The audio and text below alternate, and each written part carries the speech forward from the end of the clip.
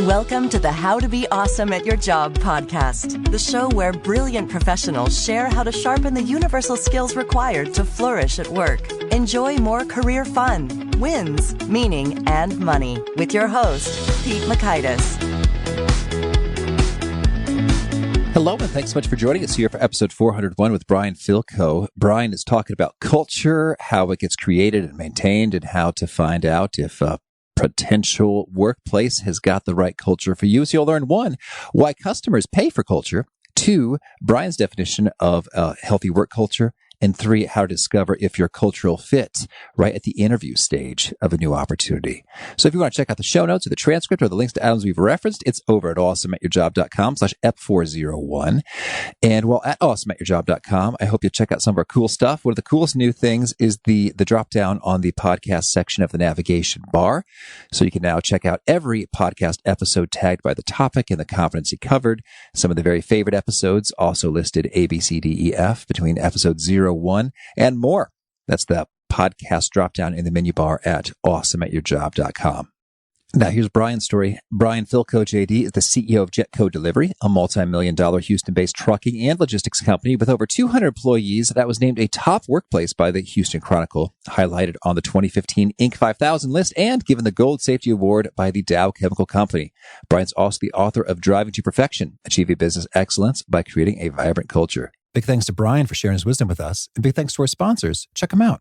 One sponsor to check out is EarthBreeze. I recently saw a Netflix documentary that talks about all the plastic that we throw away and we try to recycle, but it doesn't really get recycled. So I've been trying to reduce my plastic, and the most wonderful way that I've been doing so has been skipping those gigantic laundry detergent bottles for EarthBreeze detergent sheets.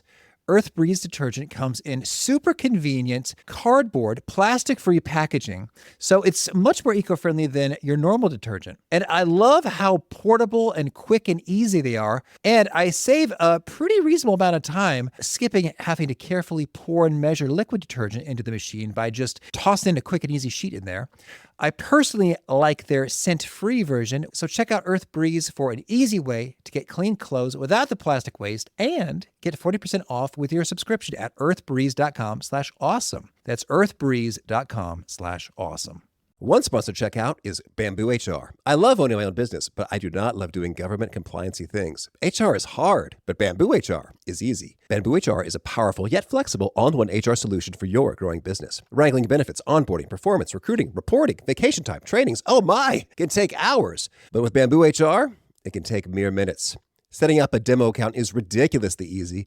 I didn't have to coordinate calendars to schedule a demo with a sales rep. Nope. I just created a sample account with sample data within 3 minutes of visiting their website, so I could immediately behold its vast capabilities. The software is genuinely beautiful in its breadth and simplicity. No wonder 34,000 companies trust Bamboo HR with their HR needs. So reclaim your time and check out the free demo at bamboohr.com/free demo. See for yourself all that Bamboo HR can do and how truly affordable it can be too. That's bamboohr.com/free demo. One more time, bamboohr.com/free demo. Here is Brian. She's well known in Hawaii, and she's starting to make a good name on the mainland. But the song "Island Inside Me" I wrote for my wife for our anniversary, and I just had these lyrics going around in my head. But I'm not a songwriter, I can't sing, I'm not a musician. And I connected with Anna Hayden, and we put this song together sort of as a anniversary gift. It took off, and it was like a pretty cool experience, right? I don't think I'll have that experience again, but to have that song, and every once in a while I'll hear it on Sirius type stations. It's kind of neat. Yeah, well, could you sing perhaps the refrain or the chorus or a segment for us? Oh, you don't want me to sing anything. But I know she's got it posted. I know it's available. Again, Island Inside Me. Yeah, if I sang it, I think we'd lose all of our listeners right now. Okay, fair enough. Well, play it safe this time. Play it safe, yep. You have a deep expertise when it comes to culture matters. You have some real hands-on experience instead of only doing research and writing books.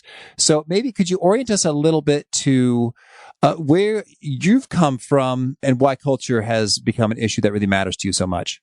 Yeah, I have kind of an interesting career. It's not one that you could have ever planned coming out of school, but I began my career practicing corporate law in Milwaukee.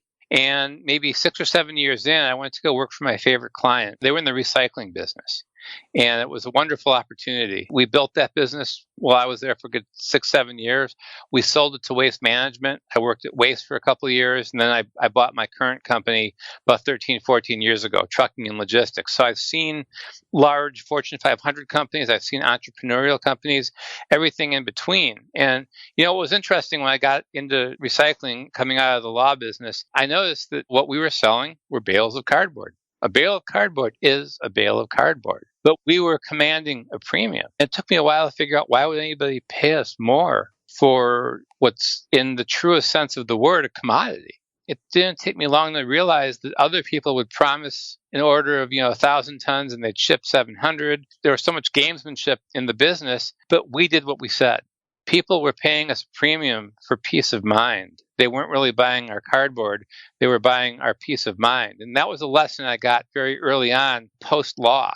It kind of woke me up to the fact that every one of our businesses, with rare exception, to some degree is commoditized. And I got real interested in de-commoditizing what we do, not having it to compete as much on price. Yes, price is important, but if we can get to a situation where a customer appreciates our value proposition more than just the core product or service you're offering, you can command a higher price. And over the years, I learned that what people are really paying for is your culture. Kind of how you do things, what makes you different, that secret ingredient that nobody else can steal. So your culture is what they're paying for. It's how you do things differently, your secret sauce. So is that how you define a culture in those ways, or do you have a particular definition that you run with?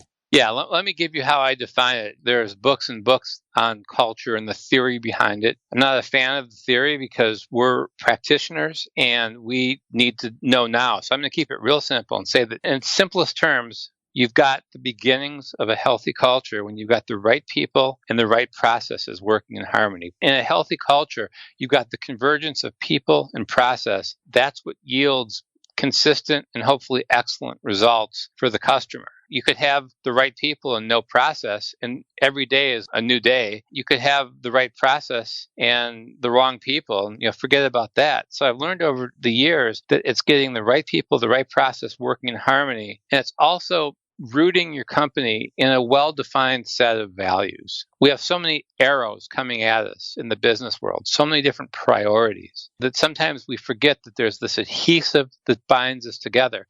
I can't tell any business what their values should be, but once you've established your values, you've got to live by them, and you don't compromise your values. And that's something that your team needs to understand, your customers understand. It's the adhesive that binds your company together through good times and bad, where priorities, on the other hand, they change by the day. We have customer issues, we've got service issues, but those priorities never, ever compromise our core values, who we are and what's important to us and what's important to our team. And once you've done that, you've got to walk the walk. You've got to live and breathe your values. As whether you're in the C-suite, whether it's your first day on the job, you've got to agree that these are the rules that we're going to play by. That's interesting. You said you cannot tell another company what their values should be. I guess I'm imagining there are some that would generally be a recipe for good things, and some that would be a recipe for bad things, and a whole lot that it's sort of like it's a matter of finding the right fit in terms of the people and the processes and the industry and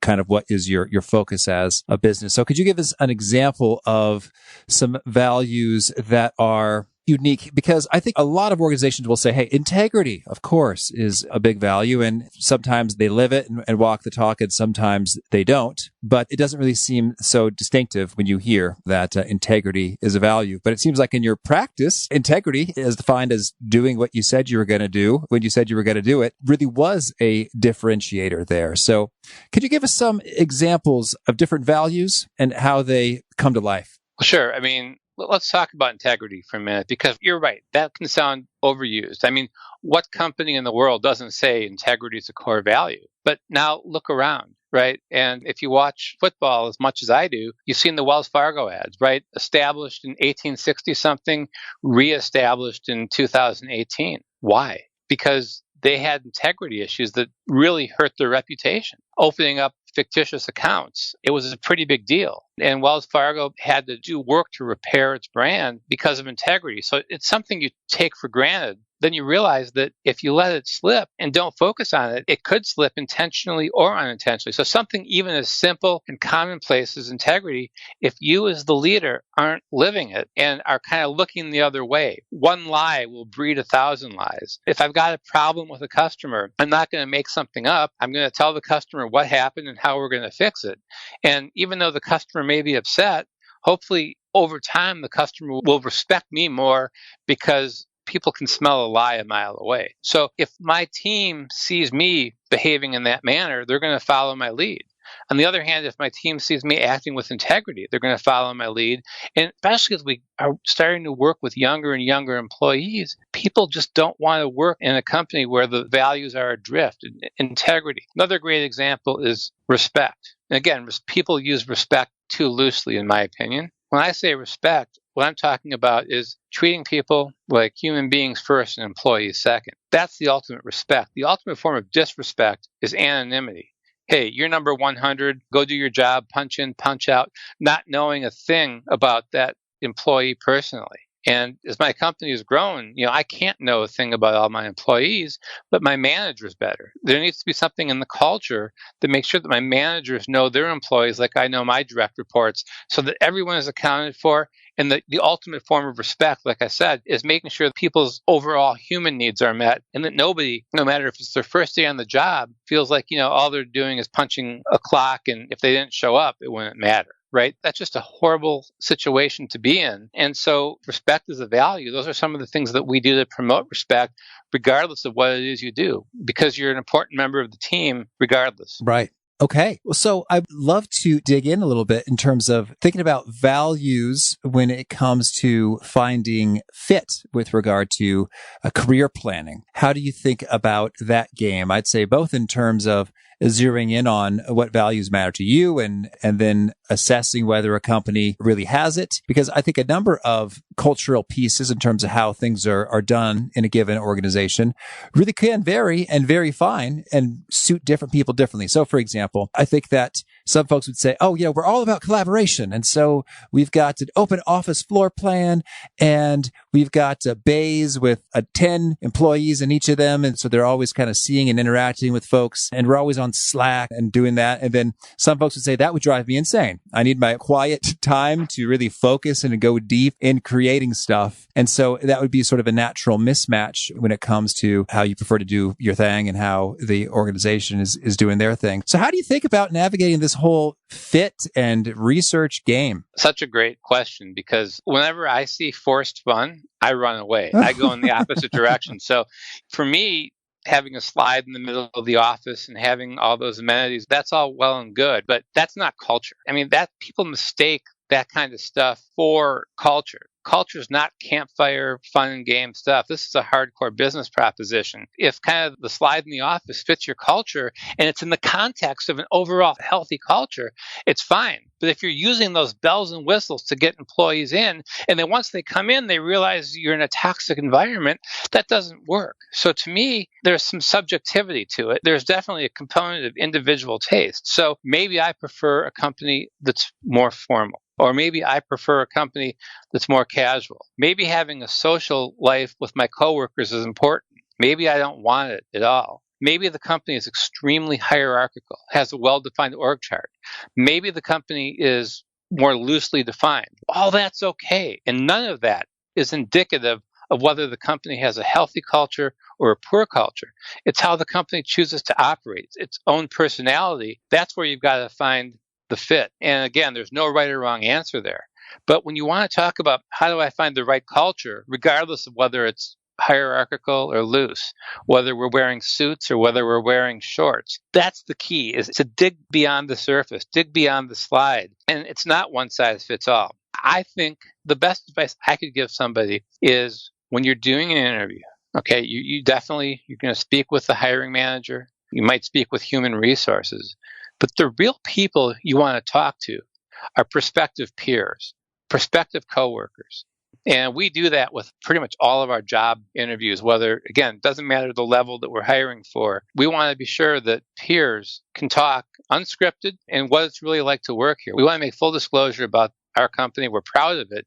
But we know that just like any other company, we're not a fit for everybody. And we'd rather know that before we make a hiring decision or before you would agree to join our company. So there's nothing like a peer-to-peer interview where you can ask questions. So what's it really like to work here? The company's recruiting brochure says XYZ, but 6 months later, is that really what's happening? Do they have a good looking recruiting brochure, or are they really delivering the goods? So the best advice I can give is do your homework on the company, understand what the company is all about, understand its culture, but peer-to-peer, man, I mean, that's really where you're going to learn what it's like to work there. And by the way, if that peer-to-peer interview goes well, now your new coworkers, they know you before you start. They've got a vested interest in integration. They've got a vested interest in bringing you in and helping you succeed, right? If they say to the hiring manager, wow, thumbs up, let's bring this person in, that opens the door and creates a pathway for success in a way that just a traditional interview, and by the way, everybody, here's your new coworker who you've never met, doesn't work quite as well. And I'm curious if that organization, if you're interviewing an organization and they don't have the wisdom to enact such a process, do you have any pro tips in terms of how you would go about proactively having those conversations and some of the key things you'd want to say when you're in the midst of them to learn what you really need to learn? Let's say that I'm interviewing at an organization and they did not give me the benefit of engaging in these conversations peer to peer. And so it's a little bit more on me to be proactive in terms of finding these people, having these conversations. How shall I find them and engage them? And what should we say when we're talking? Well, a lot of companies may not offer the ability to interview a peer, okay? And so first thing is just ask. Say, hey, can I interview somebody in the department can I meet with somebody in the department that I'm interviewing to work in?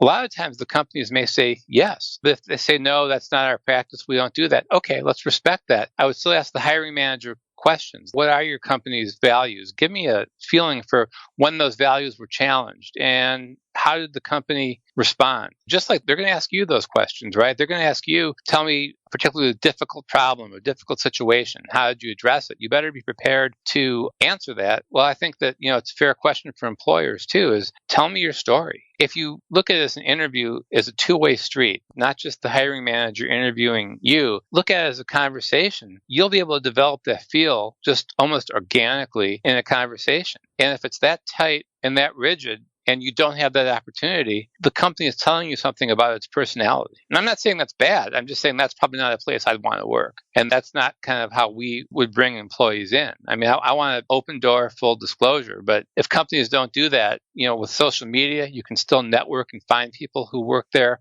and talk to them off informally, or former employees, talk to them. But you can also have that same conversation with your hiring manager. I love it when people come in, they've done their homework on the company, and they challenge me with questions. And that tells me that I'm dealing with somebody exceptional who understands that the interview is a conversation. Well, I love that point on social media. LinkedIn is so cool with all the filters that you can dig in and search for folks that way. People used to call LinkedIn the boring version of Facebook or Instagram, right? But LinkedIn is the encyclopedia for a network. I use it all the time. Is such a valuable tool. Absolutely. And I really love that question you asked in terms of, tell me about a time a value was challenged, because I think a lot of times you're probably going to get total blank stare response like, these are just the words we repeat. I can't think of any real experiences to share with you right now. So that tells you something right there. But now you got me curious. Brian, can you tell me about a time in your company that you had a core value that got challenged, and how did you live it out? Sure. In 2015-16, we're in trucking and logistics in Houston. That was a rough time, okay? I mean, the energy markets collapsed and business was really challenged, and we had to make some very difficult decisions. And in doing so, it wasn't like memos from the C-suite. We brought our employees into the process. When we had to make the company smaller and downsize, we met with our employees. We treated them with respect. We made sure that everybody knew what we were doing, why we were doing it. And what it did is it created sort of a foxhole mentality that, we're not working around our employees. We're not sugarcoating like, oh, everything's okay, don't worry about it. We brought them in and we fought the war together because we were so transparent and open with them. You got to be prepared to share good news and bad news. And in doing that, for example, safety in our company is a core value. We don't compromise it.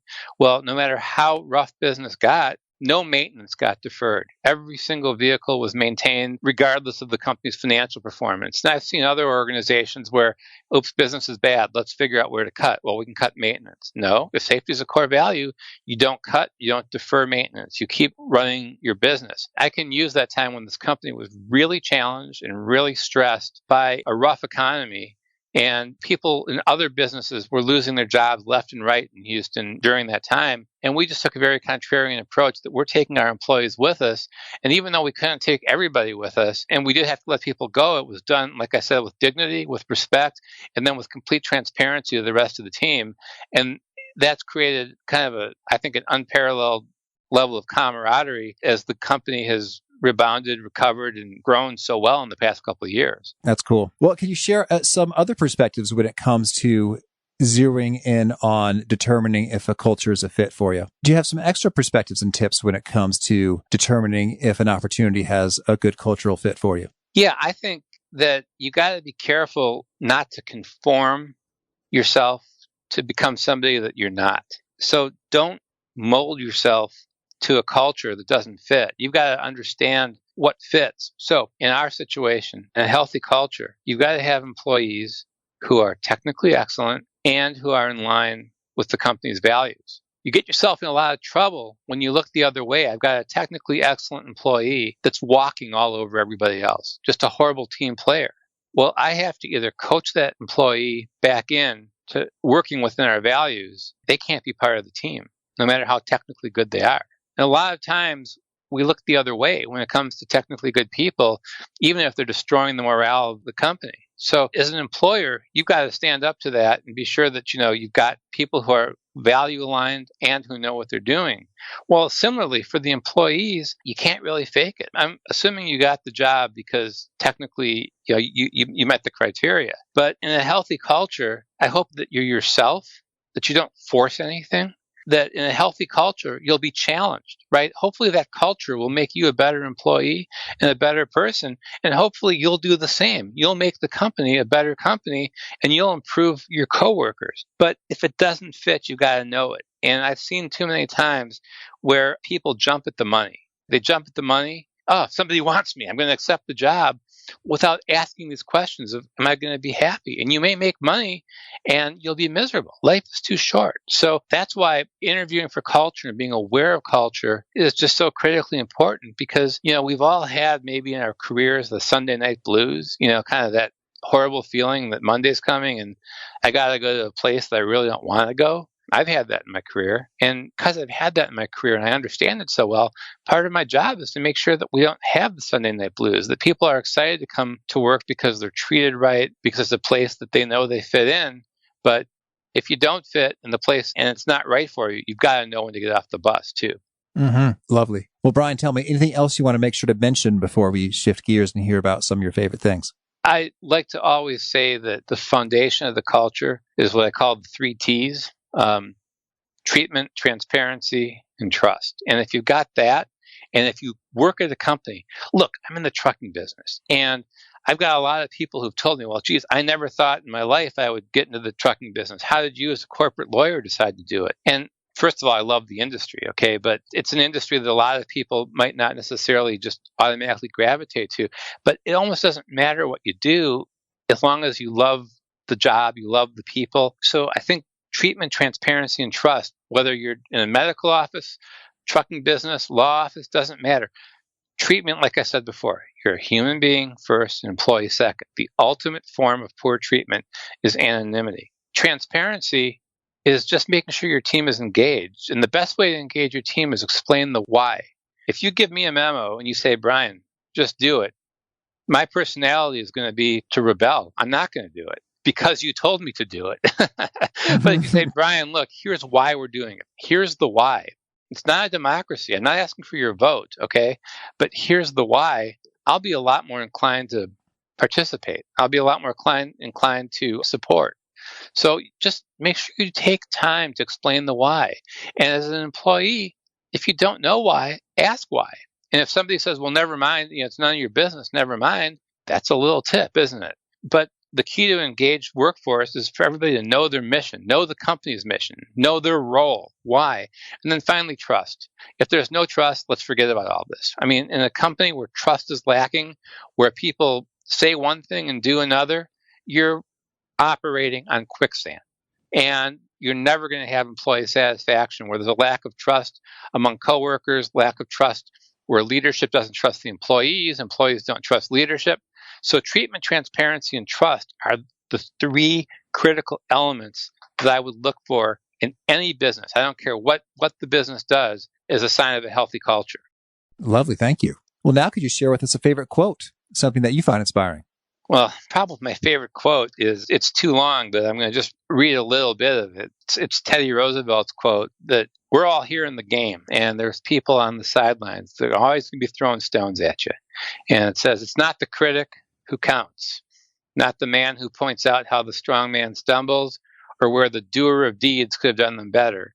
The credit belongs to the man who's actually in the arena, whose face is marred by dust, sweat, and blood, who strives valiantly, who errs, who comes short again and again, because there is no effort without error and shortcoming, but who actually does strive to do the deeds, who knows great enthusiasms, great devotions, who spends himself in a worthy cause, who at best knows in the end the triumph of high achievement, and who at worst, if he fails, at least he fails while daring greatly, so that his place shall never be with those cold and timid souls who neither know victory nor defeat. I love that quote.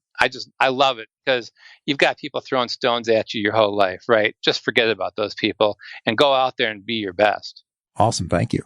And how about a favorite study or experiment or bit of research? I'd like to, if possible, move to a couple of books that I'd like to kind of recommend. All right. My favorite book, if you took all my books away, would be The Advantage by Pat Lencioni. I think that's the one book that everybody needs to read in college, coming out of college. I go back to that book all the time. It really lays out the basis for a healthy organization and your role in the healthy organization. And so really, I like anything that Lencioni writes, but The Advantage is my favorite.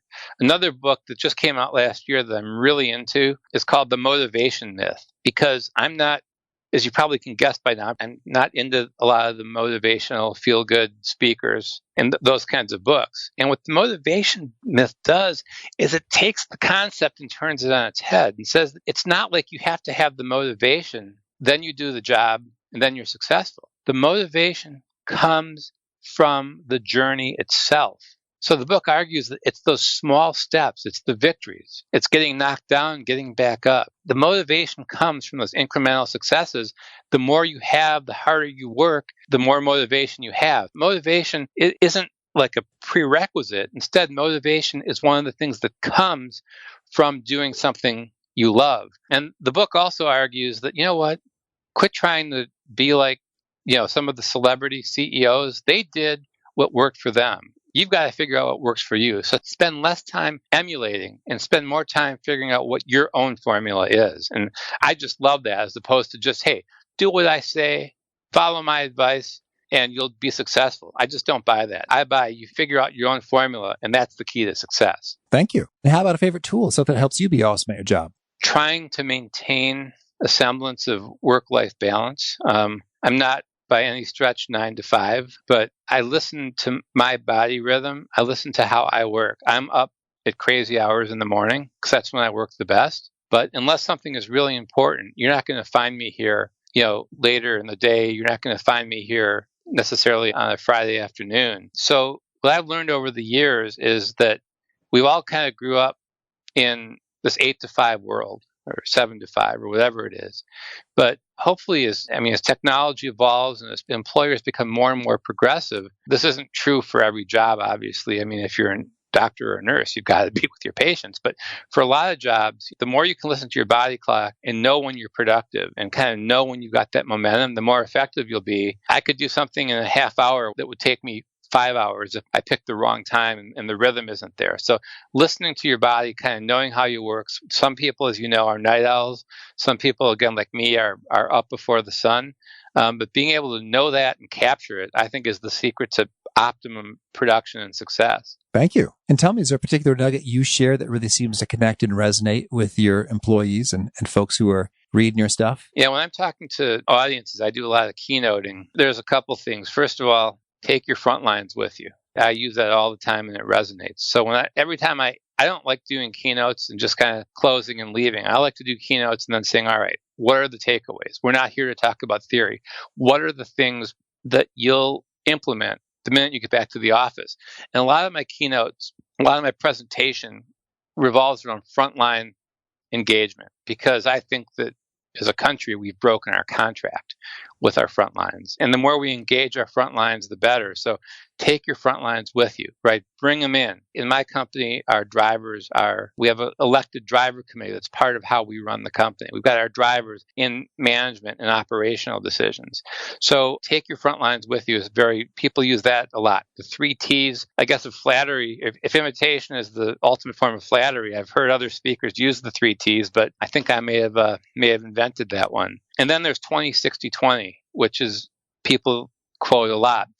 And this is a story from when I was at Waste Management. And I got to Waste Management at a time when a brilliant CEO, Maury Myers, was brought in to turn the company around. He brought his management team into the room. It was a large room. He had a large team. And was kind of rumored to say something like this: 20% of you know where we're going, and you're with me. And you know that we've got to make changes. And I appreciate that. 60% of you, you're scared. The ship is changing drastically its course. And I'm going to work 24/7 to win you over. And the remaining 20% of you've made up your mind. You don't like me, and you don't like the direction that we're going. And here's the commitment I'm going to make to you. This will be the smoothest transition you've ever had out of a company, but make no mistake, you're out. So 20-60-20 means don't find yourself in that bottom 20. Figure out how to continue to rise in your company, and you either got to align with the company's direction and values or leave. And from an employer standpoint, you're not there to bat 1,000. Simply not. I mean, part of your job is to weed out the people who are kind of a drain on your culture, a drain on your performance. So I'll tell you, people in my company will use 20-60-20 a lot, and we all know what they mean, right? So the 3 T's, 20-60-20, take your front lines with you, really are essential things that I talk about, not just when I keynote, but when I run my own company. And if folks want to learn more or get in touch, where would you point them? I point them to my website, which is Brian Fielkow, so BrianFielkow.com. And they can also email me, just Brian, BRIAN, at BrianFielkow.com.